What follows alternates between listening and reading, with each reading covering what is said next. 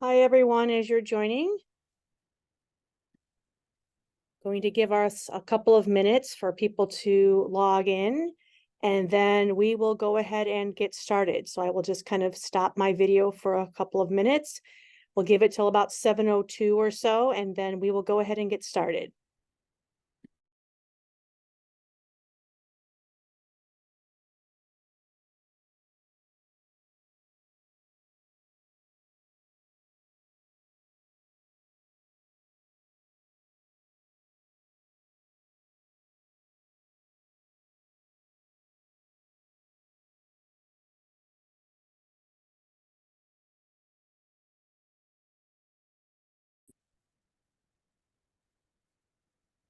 Okay, we'll go ahead and get started. And as people are joining, they can just kind of get caught up. Again, the webinar is being recorded and we will post it online on our website. So hello, everybody. I'm Linda Morich. I am the fifth grade administrator, the one who's been emailing you on and off, and we'll be emailing you more in the weeks to come. I thought I would kind of give one last webinar. We did not do this one last year, but I thought it would be kind of nice to right before school starts, just to do kind of a little tips and tricks as you're getting ready to send them over to us next week. Just kind of walk you through a few last minute things that I think giving you this information back in May would have been a little bit too much to process over the summer. I think right now it's a little bit more relevant. So I thought I would kind of start off. I'm going to share my screen in a second. I did kind of prepare a little slide for you to look at. But the first thing on my slide that I do want to mention is placement. And so I wanted to start with the larger screen so I can kind of show you, no squinting, you're not going to see your child's card, but this is placement right here.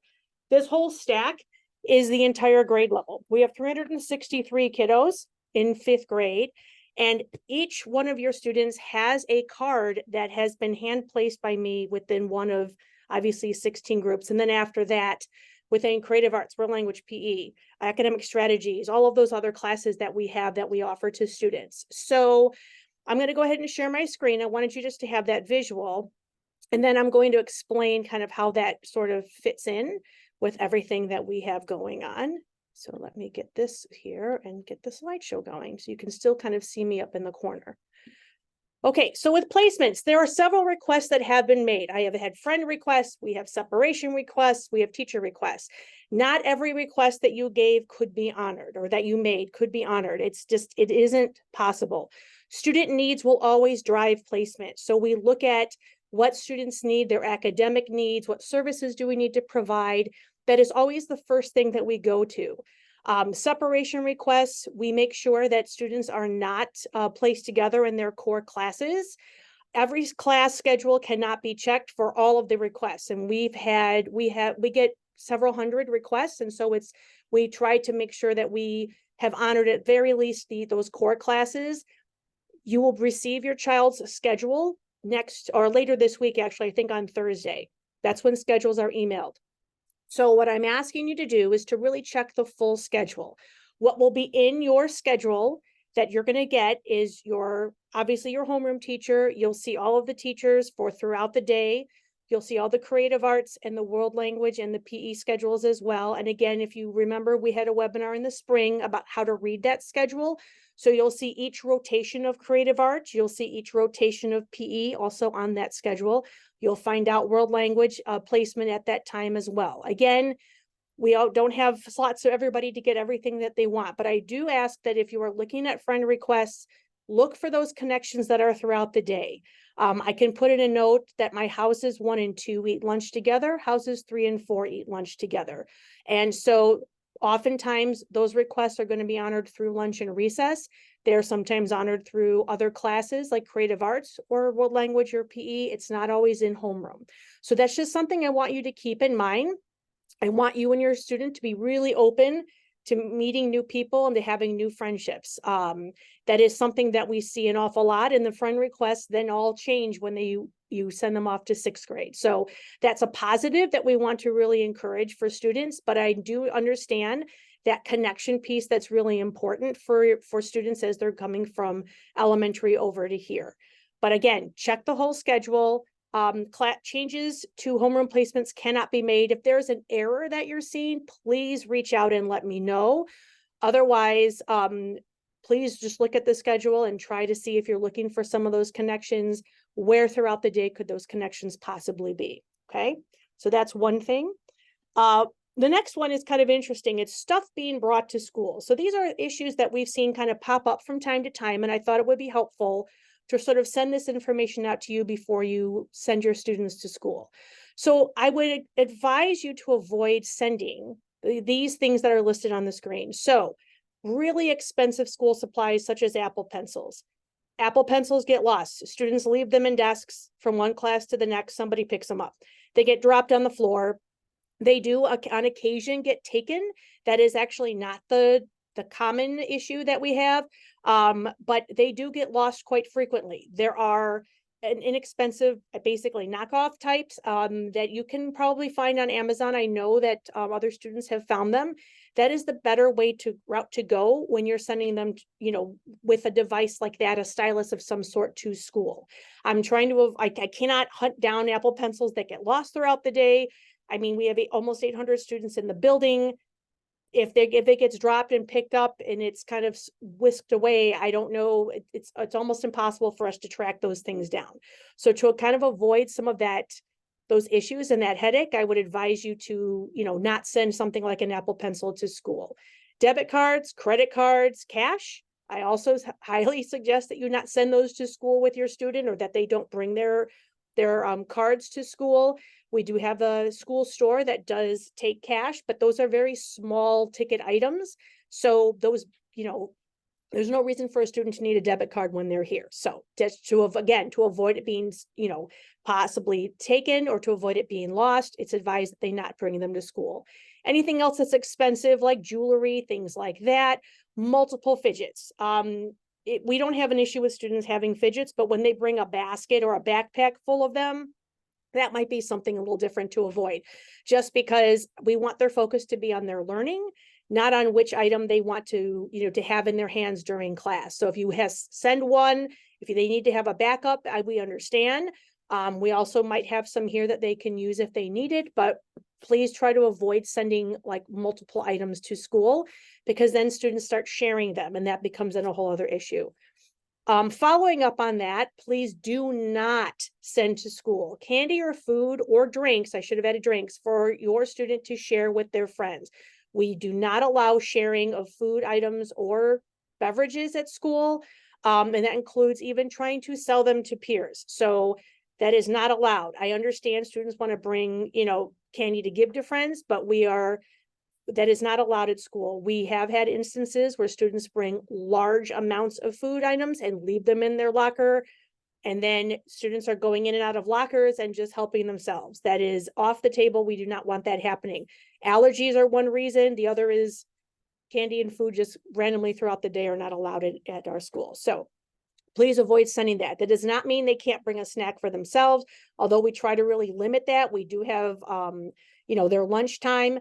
It is going to be a shift, and I think it's a shift that we've seen in the students, especially after, some remote learning opportunities where they were kind of like, hey, I can just eat a bagel while I'm in math class. It's like, well, not now. So we really want to avoid that and try to get them back in that mode of you're in school all day. You will have a lunch period.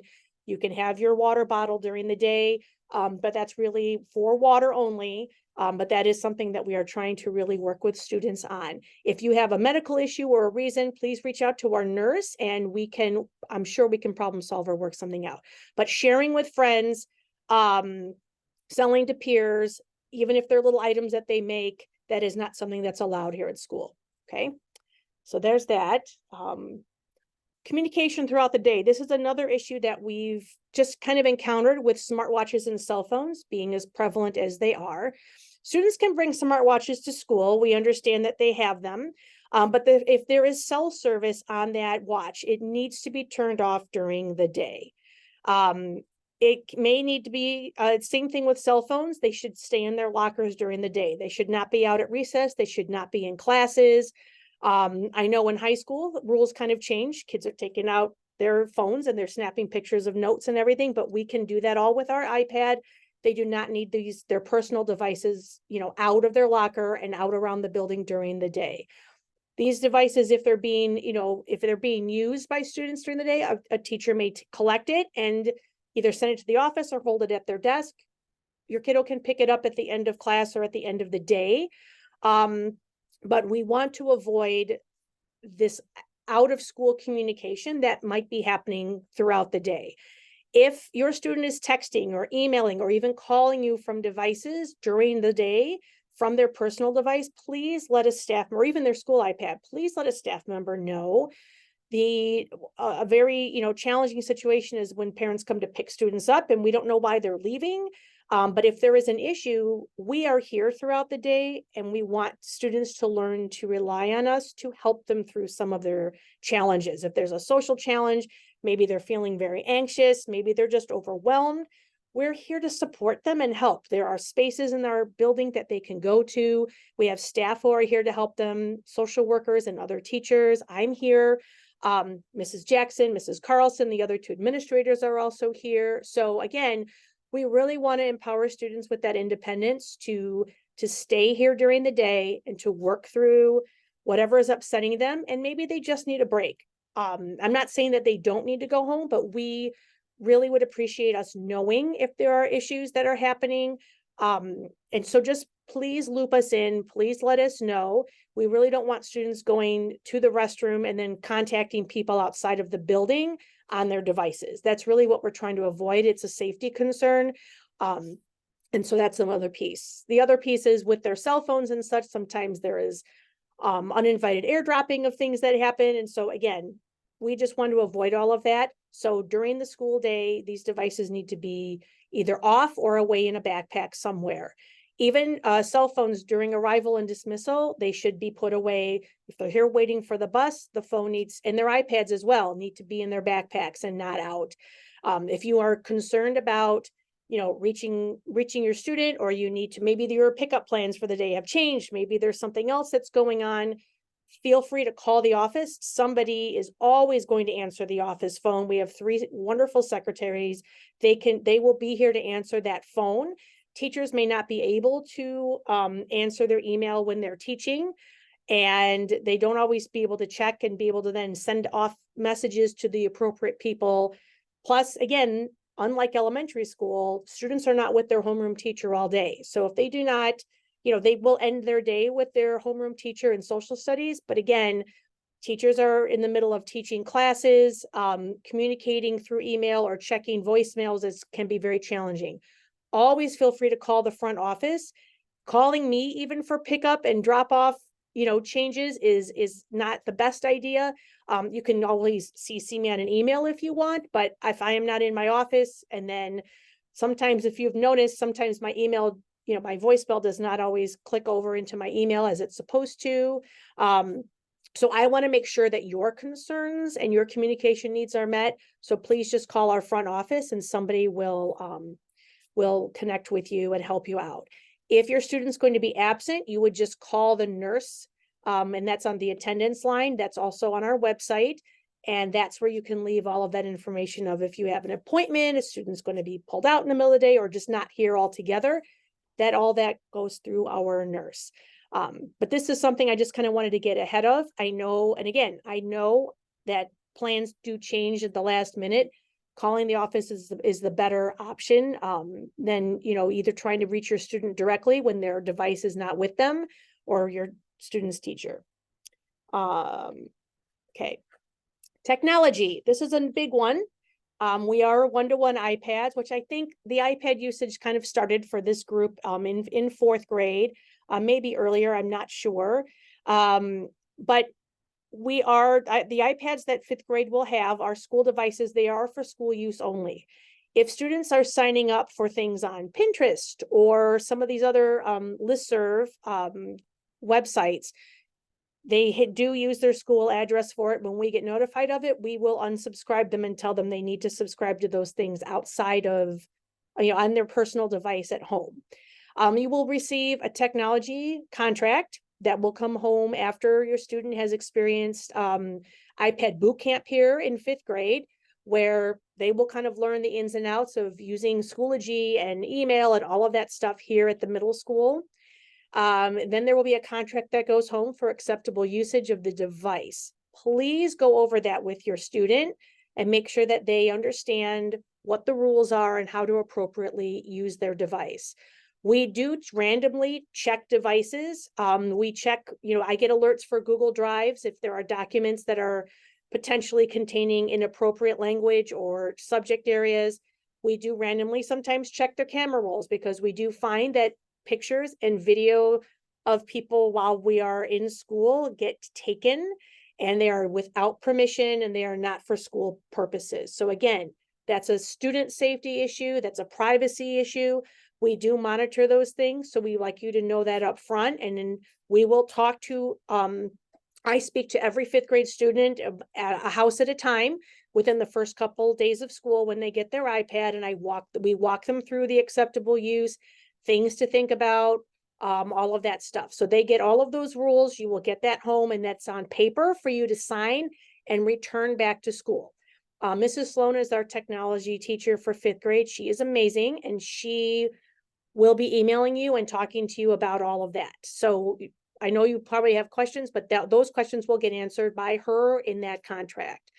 Most assignments for fifth grade are on the iPad. There are math assignments. There are some things that are on paper, especially in math. However, most assignments will be completed on the iPad for our classes. There will be homework that's assigned. Some of it's going to require the iPad as well. However, when they're home, if you are concerned about a student's potential like addiction to using it, they want to play their games on it, they want to do something, you have the full authority to take it from them after their work is finished. So I know that sounds silly for me to say to you maybe, but we do sometimes have parents that are reluctant to do so. But you absolutely can do that. And you can always tell a teacher, listen, I'm making this up, after 8 p.m. tonight, my kiddo will not have access to their iPad. They will receive it back tomorrow morning. And that's fine. Just let us know, or just do it and it'll be okay. Teachers will post things to their Schoology pages, and sometimes they realize, oh, I forgot to post this, and they may post it, and then you may be like, hey, you posted that, we put our device away, it's okay. Don't worry about it. It'll be fine. Just let us know, hey, we're not checking anything until the next morning, and then it'll be okay. Typically though, everything that needs to be posted on Schoology will be posted, during the school day, after the school day has just ended, that sort of thing. If you're noticing that there are some iPad usage issues, reach out and let us know. We're happy to help. We have some things that we can do on our end as well, to restrict some of their access to the device. But you do have your discretion if you wish to take it, or if you need to put it in a special spot, kind of like over here in the corner, or whatever you do, that is your family's decision. I just want you to know that that is something that you can do. I know it's a shift again to go to almost all of technology in fifth grade. There is a need for that. Well, what about the handwriting and the other? Well, the way I like to explain that is that it's more important that we are teaching students how to write. In other words, what are your ideas? What are your thoughts? What are your details? All of that process. And we find that because the length of their writing really it gets quite a bit longer in starting in fifth and sixth grade, just because they're adding more features and more, skills within their writing. To write that all by hand, and if a mistake is made and to go back, it gets pretty tedious. So just know that, yes, we do have a lot of iPad usage, but we do try to close that up. And that's why when you're waiting in line for your bus after school, the iPad's closed. When you're waiting to go into your classroom in the morning at arrival, the iPad's going to be closed. So we do offer that, and that's before and after school, but even within class, teachers do try to kind of get a little bit of break from the technology. Okay. As I'm talking, if you have questions, I will hold the Q&A session at the end. And so I will answer as many questions as I can. So feel free to pop questions in there. But if you have something that's very specific to your student, please email me separately so that I can address it with you individually. Okay, social media. This is a big one. And it's important for you to know that if your student hasn't gotten onto social media yet, we often see that sort of starts to happen here in fifth grade. Whether it is group texts that get created. Sometimes an entire homeroom will try to get together on one big group text. And then they're all sending things back and forth, at night. Sometimes it's just friend groups, and then you'll find that your student might be involved in multiple friend groups. And that is where some of the, some social interaction issues come into play. And we'll talk about that on my next slide. But please talk with your students about appropriate ways to represent themselves online. And this includes texting. I will talk to them about this when I meet with them next week, when they get their iPads. But this is something that comes up a lot, where we get screenshots of things that are happening on private personal devices. And we're asked maybe to intervene with some social interactions and some conflict that are taking place on personal devices outside of school. So again, our involvement with that is kind of limited to what's the impact that it's having here at school. We're happy to, help you navigate through some of that, or if you just need a sounding board for that. But I would encourage you to just start, if you aren't already, monitoring what your student is doing in terms of texting, in terms of being on social media accounts, platforms, that sort of thing. We don't monitor those platforms. We don't monitor anything that's happening on a personal device, because that's their personal device. We're not going to ever ask to see, texts or anything like that. However, when your student is texting other people, it's also on their device. And if it's something that is inappropriate, if it's something that isn't kind, there are screenshots that can be taken and brought in. So I want you to just kind of be aware of that. And oftentimes we find that parents don't know, oh my gosh, I didn't even know this group text existed. I didn't know that this happened. So I just kind of wanted you to be aware that is something that kind of starts to bubble up in 5th grade, and for sure in 6th, and just for you to be aware of that. This kind of lends itself into the next topic, which is on, oops, that's too far. Those are my final thoughts. On social interactions. As students' social life or social world basically is going to multiply by 4 within their grade level. And then you add another, 400 almost students when you include 6th grade. And so these social interactions and social conflicts are going to pop up. 5th graders, I've learned this is my 5th year here. What I have learned is that 5th graders really struggle with boundaries. We have really taught them very well how to be kind and what that means to be kind to others. But what they struggle with is, but what's the boundary? If I don't like so-and-so, I really don't want to play with them, but I know I'm supposed to be kind to them. What do I do? And what they come up with to do ends up coming across as being unkind, because they don't know how to navigate that. We're looking at a skill deficit oftentimes. With the texting, I see a lot of times some of the memes that get sent out. There are many funny, appropriate ones, and there are, as you know, even more inappropriate ones, especially for 5th graders to be sending to each other. However, when you're on a platform such as YouTube or TikTok or Snapchat, and there's probably 5 others that I'm forgetting about, Instagram, they see a lot of these things getting a positive response as being funny. And so when you are a 5th grader and you're trying to either look cool or popular or fit in or to make people laugh, you may send some of these things out to peer groups, not understanding or fully realizing, ooh, this wasn't the right thing to send. This wasn't the best thing to send. Maybe, 7 out of the 8 people didn't have an issue with it, but maybe the 8th did, those sorts of things. So I would encourage you as parents and as the adults to not jump to judging what students are texting, but to just kind of start off with they probably don't know that what they're doing is inappropriate. They may not even understand fully the jokes that they made. I come across that all the time.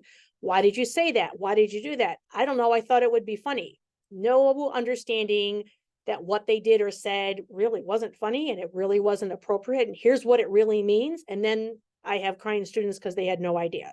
So I would like to start from a platform or from a space of, We have deficits of skills that students really need to learn about. That as adults, maybe it seems pretty obvious to us, but to a small, to a young child, it isn't. But they do struggle with those boundaries. They struggle with how do they get out of tricky social situations, being respectful, but also honest. What does bullying mean versus we have peers that are being unkind? That's a really big one.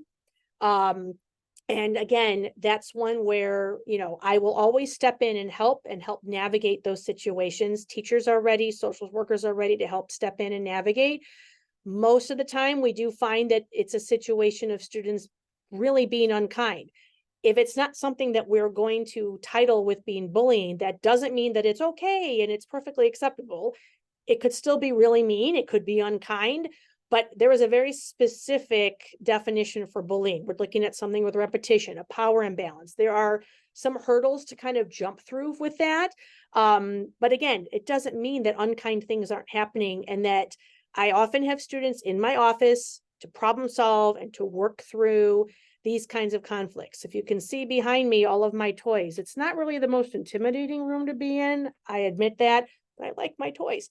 And it kind of helps students when they come in also, and they are able to talk, and we are able to really talk through some of these situations and try to come to some sort of resolution. Maybe we find out we have two kiddos, there's a misunderstanding. It could also be maybe they really just don't want to be friends and they don't know how to just end this and kind of move forward. And so from one extreme to the other, we will really help students work through that.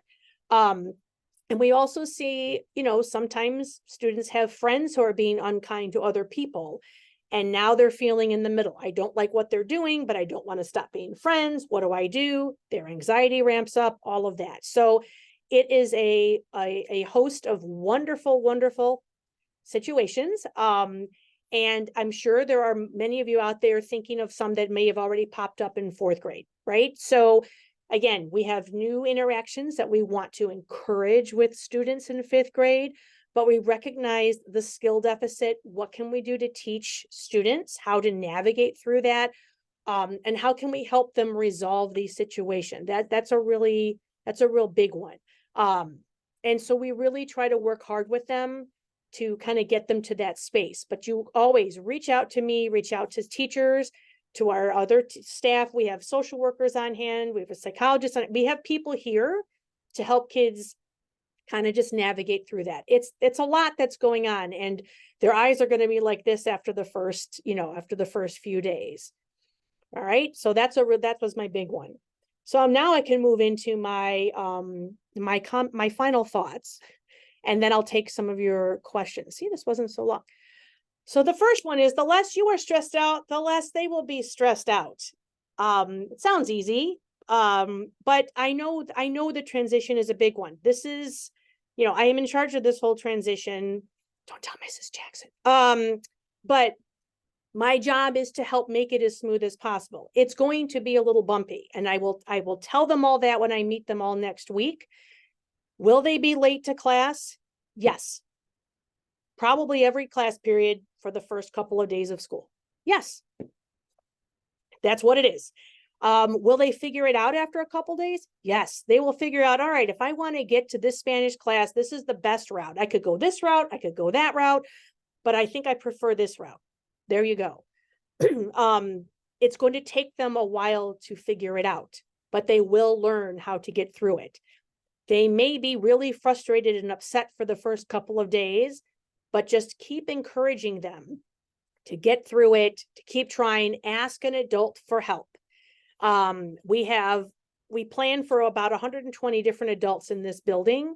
When we look at, staff functions or staff things that we have to do. So that's a lot of adults that will be in the hallway that know very well that fifth graders will be late, and they will continue to be late probably for a week or so. It is what it is. They will help them. They will work through it with them, and we will get them there. They're going to be stressed out, trying to figure out, what is my schedule going to be? Who are the kids in my class? If you are also stressed out about who are the kids in their class, that's going to probably feed into them as well.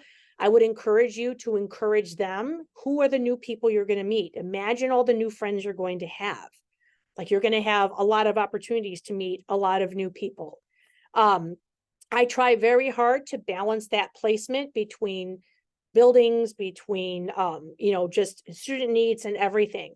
There are always shifts that take place after I think I've got everything settled, and then things start to unravel in some spots. Students move out. I may have a balanced classroom, but after students move or need to shift because of whatever reason, it may appear to be a little less balanced. That doesn't mean that it wasn't an intention and it wasn't there at some point, but things do happen. And like I said, at the end of the day, a student's academic needs is going to drive that placement over sometimes making sure that I have this many kids from each building, within each classroom. We do, want to look at that balance even within a team or within a house. There are lots, I've tried a few different ways to do placement. I think I've got it down to a pretty good, I don't want to say it's a science, but a pretty good procedure right now. I'm kind of eyeballing this stack as I'm talking to you. But it is a lot of work, but I think it does, pay off at the end. But like I said, if there's something that, you are concerned about, then please reach out and let me know, and we can talk about it. Major changes I cannot make. It's kind of like a loose thread on a sweater. You think you can just kind of pull it and it'll be done. And it doesn't work that way, because all of a sudden three rows of the yarn have come out of the sweater. And it seems like it shouldn't work that way, but it does, because again, all of you have requested things and it created this mesh. And so when you start to mess with the mesh, things start to kind of crumble all over the place. And, I don't want us to have to go through that. But again, it will take them a while. It's going to be bumpy and it'll be a little frustrating at first, but they are going to get there. I promise you. And just feel free to reach out to your child's teacher if you have any questions. So my email address is on the screen. You know how to find me. Please reach out to me with any questions. So I'm going to now stop sharing my screen so you can see my head as large as a watermelon. And I'm going to check the Q&A and see what questions we have and try to get through as many of them as I can. First question, what do they need to bring to orientation on the 22nd? So orientation is 30 minutes, 8:45 to 9:15. Your students can bring their supplies and they can drop them off, and they don't have to deal with it on Wednesday, the 23rd. So feel free, when you're helping them, they can bring them in and drop them off in their classrooms. That's totally fine. Otherwise, they don't need to bring anything. They just need to be here and meet their teachers. They'll meet their team teachers, so their homeroom teacher and the partner teacher. They'll go through a couple of get to know you activities, that sort of thing. And then they'll just kind of go from there. And while you are welcome to stay on our playground, the PTO will be here. They're going to have like some refreshments. They're going to have some spirit wear stuff. They're going to have volunteering opportunities, sign up. And, just for you to kind of meet and mingle with other parents. We will have cones set up across the playground, and just look for your student's homeroom teacher name, and the houses will go in order. If you're facing the building from the playground, starting on the right side, it'll start with house 1 and kind of move its way down. So just look for your teacher's name, kind of like old school elementary, lining up, and just line up right there. And, at 8:45, teachers will come out and will bring the kiddos in. Okay. I did want to bring this up. We are getting, hopefully they'll come in time, new locks for 5th grade. They will be easier to use. So more to come on that, but I know that that dial combination is always kind of a stressor. So we're changing that up also for this year. So just stay tuned for more info on that. What are the hours of school? So I just printed the bell schedule. So the bell to come into the building for 5th grade will be at 8:45. All of 5th grade will meet out on the playground, and then they will be, led into the building. And the first bell, like for class, starts at 8:50. So at 8:50 is when homeroom starts. The last bell at the end of 9th period is at 3:35, and then students will be dismissed at 3:35. What type of iPad do they use? That is a good question. It's an iPad. I'm not sure of the actual the model of it, but I can find out. But I'm pretty sure almost any, I don't know, I'm assuming almost any stylist can work on it. I'm not 100% sure, but I can definitely look into that and send out an email to let you know. I have found that the rubber tip ones, they're a little bit harder to use because they do some math classes actually will do math problems on their iPad and such and use that as scratch paper. But for some kiddos, that works really, really well. Is there a time for snack? No, there is not. Again, we do try to encourage that students that we don't have, snack throughout the day. We eat lunch, and this year we're eating lunch right at noon. If there's a medical reason why they need to eat sooner or they need to have, snacks throughout the day, then again, reach out to our nurse and she can answer those questions. But they can have water. I don't believe we're trying to encourage not having, snack all over in the building, but fruits and vegetables are usually pretty standard, but I can again find that out for sure. But we don't have a set schedule time. Their whole schedule, you'll see they are booked from 8:50 to 3:35. They are always somewhere, they are always in a class, learning good things. Next question.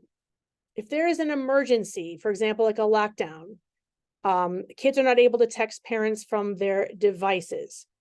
So here's what I would say to that. We do have a whole protocol in place for, getting information out to parents, etc. What we really want, to be honest, and this is after talking with the police department and everything, when students are in that situation, we don't want them going to their lockers to get devices. They have their watches on them, but we prefer that they are, yes, paying attention to what's happening, that they are, focusing on any directions that they're being given. Anything more specific about, are they allowed to stop and, get a device to then text parents? That is not going to be our priority. Our priority is going to be them getting somewhere safely and, following whatever needs to happen in that moment, whether it is hiding, whether it is running, etc. All of those things. We really want them focused on that. Communication would go out building wide, district wide, things like that. If there's something like that is happening. So there will be other communication that's happening at a different level than individually with students. I could not attend any Schoology workshops. Are there any chances for parents to learn that? Yes, there are videos that are posted on the tech website that is connected to our website. So there are informational videos there. There will be, I think, like an iPad scavenger hunt that Mrs. Sloan will also send out to parents. And she can help you with that as well. One piece of advice I think she would agree with is the parent facing side of Schoology is challenging. The student side is a lot more friendly in terms of using it. So it's really easy to just say, hey, student, open your iPad and let's open up Schoology and let's take a look. So we can do that. We had talked about, this is connected to the next question, whether we have a webinar on Schoology. We had talked about having a boot camp after school starts for parents. So let me make a note of that, and I will talk to our teacher about that. So I can see if she's still planning on doing that. Okay, parents, you're watching me right, but that's okay. Still worth time. Next question. How often do band and choir practices? Which days? And what's the earliest we can drop our student off? Band and choir usually practice once or twice a week. They will communicate all of that with you. Signing up for band, orchestra, and choir will take place after school has started. So you did not miss anything. They kind of do a petting zoo with kids where they get to try out different instruments. They will have different presentations to every house, to every homeroom. It's a very extensive process that takes place within the first 2 weeks of school. And so they will reach out and communicate that with you. Practice starts at 8. And so we need students to be here pretty close to 8. We don't have supervision for them prior to that. I mean, so we really, they're welcome to wait outside, but I don't want you to drop them off at 7:30 and then they can't get here. If you need early morning care, the Park District will have some I think early morning or after school care options. I don't know if that includes service to get to Highcrest. For band, you'd have to, or orchestra or choir, you'd have to check with the park district on that one. But they will, the music department will email parents directly about practices and times and days and all of that. They're really good at that communication. Just watch, and that will happen after school has started. And even in the middle of it is curriculum night, and you'll be able to meet, hear them give a presentation as well, a curriculum night. After school club options, scheduling and registration. So after school, there are some club opportunities that are run by their PTO, and those will be, they will send out in Kelly Jackson's, like her SMORE, her Friday newsletter sort of email, there will be links of how you can sign up for some of those opportunities there. Clubs that we have that are school-based, that we're running within the school day, we have clubs that run during lunch, clubs that run before school and after school. For those clubs, you don't need to register, you just show up. And we won't know those offerings until after students are back. We kind of take surveys from them, see what they're interested in. We, from last year, have learned there are some clubs like Rubik's Cube Club that is very popular. Teachers want to continue with those, so then that'll be one that we can offer sooner if we have sponsors for it. But those, again, after school starts, communication will go home, communication goes to students, and they just need to be here. And there is no sign up, no registration for those. Skyline, I do not have information on. That is through, I believe, the PTO. So check the PTO website for that. I don't have anything to do with Skyline, so I am not sure about that. Same with athletics. I'm reading the question asking about practices and school pickup times. That's going to come from the coaches when they are back in. I know a sign up went out already to families. But again, athletics are kind of, they're held here. We do have Highcrest teams, but the administration, we're not involved in any of the sign up or any of the registration. So you'll have to wait for the coaches, if you've signed up, to kind of reach out to you, and then you can email them directly. And when I get a final list of who's actually coaching what, if you reach out to me, if you're not sure who to contact, I can get that information to you. That's not a problem. Drop off and pick off. That's a good question. So for in the morning, if your student is arriving by bus, they will be taken, everything is on the playground. Okay. So the parking lot that's closest to the playground, not our main one by our front entrance. I'm pointing behind me because that's kind of where it is. The buses will drop students off there, and they're led to the playground. If you have a student that's walking, they just need to walk to the playground. If they're biking, they go to the bike rack, they lock their bike up, and they're going to go to the playground, and they will just hang out in the playground. We have supervision starting there at 7:20. Not 8:20. 7:20 would be ridiculous. 8:20. And if your student comes here earlier, there are not adults that are outside that early for the playground supervision. So starting at 8:20 is when we will have supervision out there. And then when the bells start to ring, supervisors will help kids get in their lines and come into the building.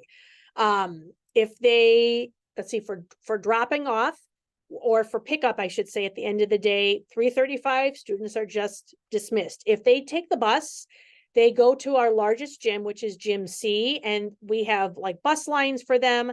They kind of sit in the gym and they wait as the buses are rolling in.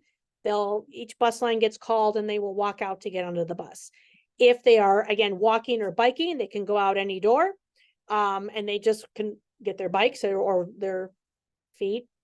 They should already have those, and they will just walk home or bike home.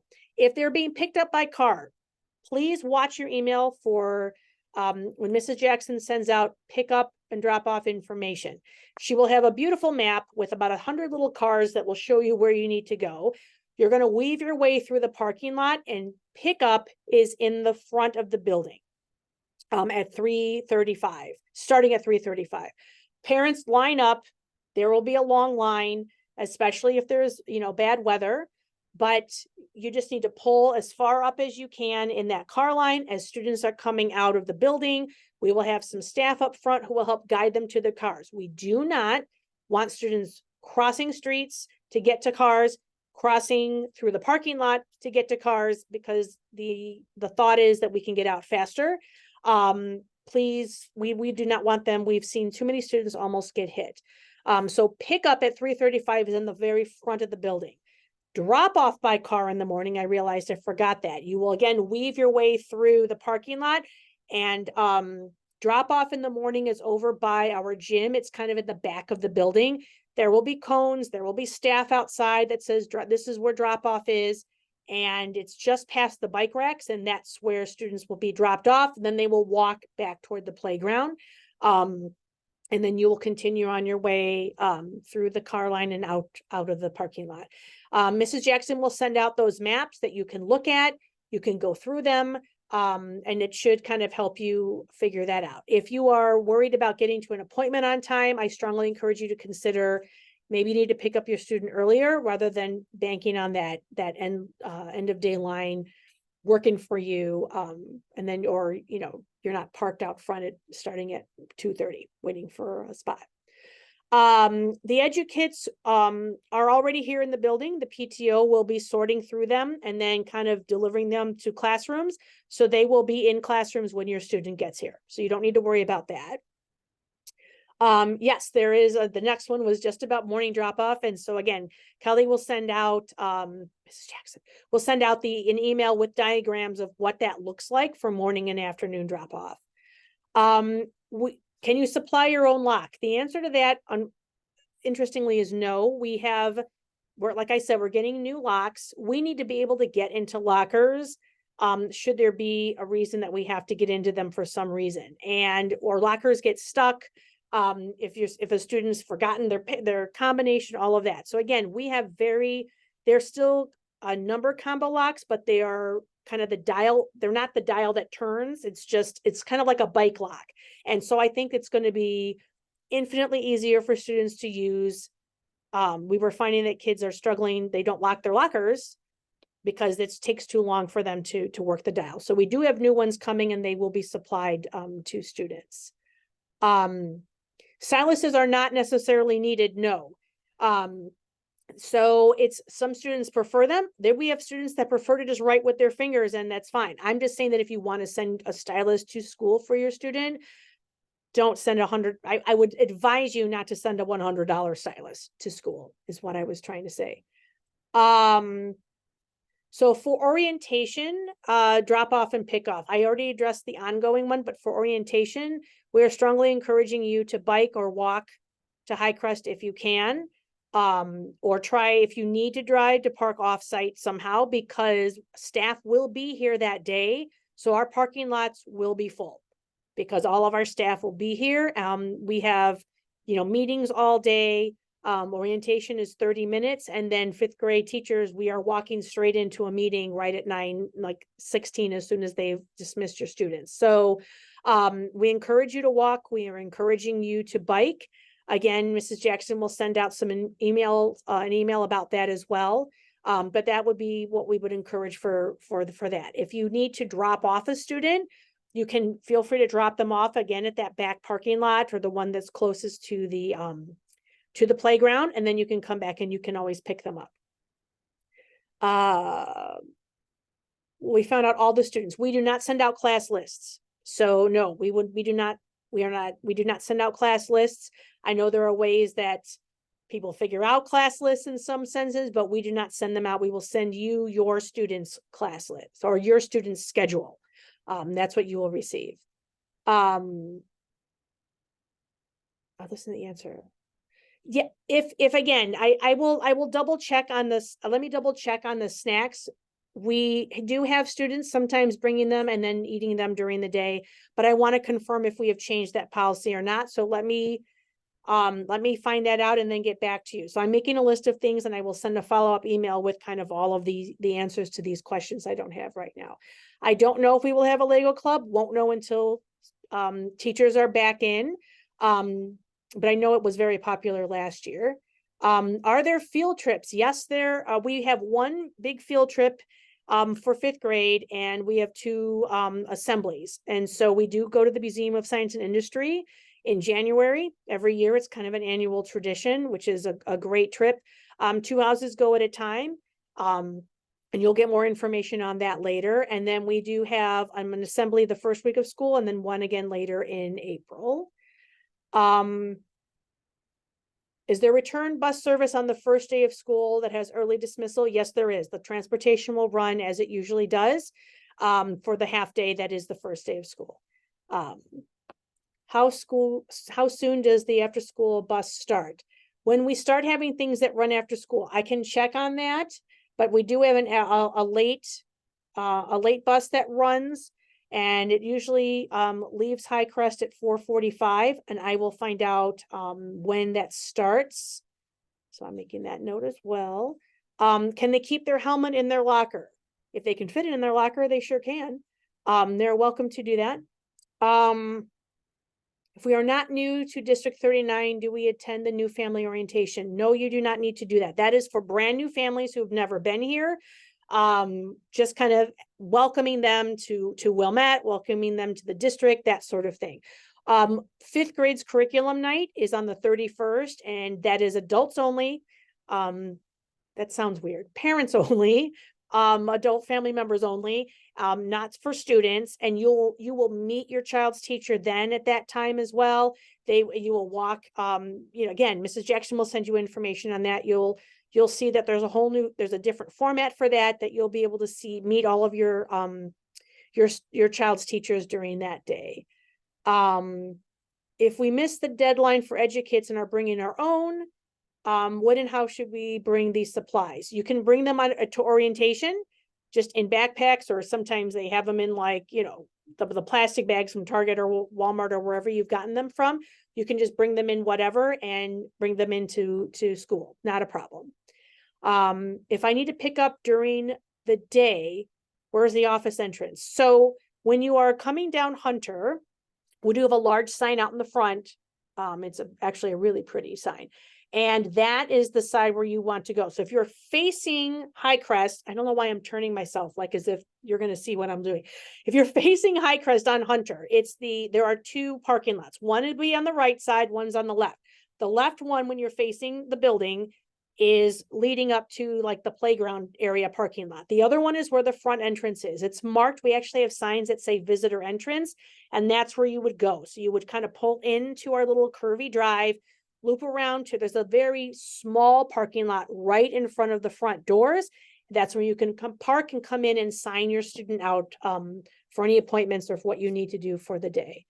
You are more than welcome for helping you. It's a big deal, but again, even for you, after the first week or so, you'll get into the groove of it. You're still going to be worried about your student who is, probably starting to potentially freak out, some of them, right? And then they will, you're going to ask them again after a few days, and they're going to look at you like you're nuts. Like, why are you asking me if I'm okay? Of course I'm okay. And you're like, okay, just 3 days ago you were crying and what? And they'll be like, no, everything's fine. Like, leave me alone. Everything's fine. I don't need your help. And that's traditionally what we see. When you have a situation where they're still not doing okay, reach out and let us know, and we'll walk them through it. The transition, it takes a different amount of time for different kids to get through. For some of them, after a few days, they're like, all right, I got it. I'm in the groove. For some of them, they need a full rotation of 6 weeks. For some of them, they might need 2 or 3. And it's really not a big deal either way. It's kind of like, here's another analogy, because I love to give those. When they were babies, nobody freaked out if they didn't get their teeth at a certain time, or grow hair at a certain time, or walk at a certain time, because we all knew they were going to grow teeth, right? If they didn't, you probably knew that ahead of time. So again, it's kind of, that's how I look at it, but don't look at it with the lens of we're August to June. It's still the same thing. There's still a growing human that needs to develop when they're going to develop, and they will get there. My mom used to tell me, I don't know what you're so worried about. Alex probably isn't going to be wet in the bed when he's 30. So big picture, Linda, think big picture. So that's kind of what I would ask you to do. But knowing also that the little picture is a lot. So I'm here to help you. Reach out, email me, let me know if you have questions. I'm happy to walk you through things. So that's the end of the webinar. Thank you again for coming, and I will post all of this and I have my little list of questions here that I need to get answers to, I will get those answers and send those out to you in the next couple of days. Hope to see you Wednesday at our final hangout as well. And if not, I will hopefully see you on the 22nd. Okay. Thanks so much. Have a good night. Bye-bye.